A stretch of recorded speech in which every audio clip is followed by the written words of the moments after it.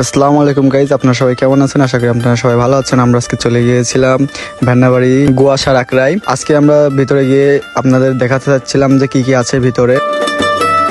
So এখানে রাজার বাড়ির তুলসীর গাছ লাগানো হয়েছিল। এখানে রয়েছে রাজার বিভিন্ন ধরনের বাড়ি রয়েছে, তো সেখানে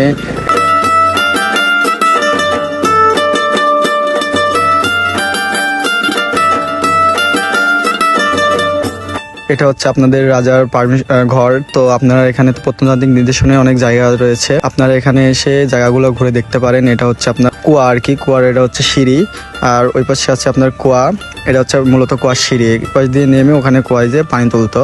মূলত এটাই সেই কুয়া যেখান থেকে রাজরানীরা পানি তুলতো। সো মূলত এই জায়গাটি দেখে আমাদের কাছে খুব ভালো লেগেছে। আপনারাও এসে এখানে ঘুরে যাবেন, আশা করি আপনাদের কাছেও খুব ভালো লাগবে। এই জায়গাটির ঠিকানা হলো ভ্যান্নাবাড়ি পাঞ্চিপাড়া। আমাদের কাছে খুব ভালো লেগেছে জায়গাটা, আপনারাও এসে ঘুরে যাবেন, তো আপনাদের কাছেও ভালো লাগবে। মূলত এটা হচ্ছে সেই জায়গা যেখানে রাজা রানী দুজনের ভিতরে গিয়ে আর কোনোদিন তারা ফিরে আসে নাই।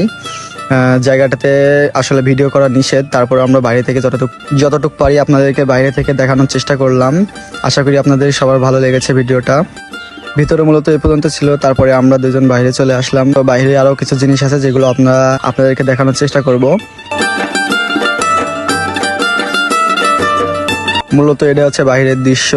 সো এখানে এই পুকুরটা রাজা এবং রানীরা ব্যবহার করত।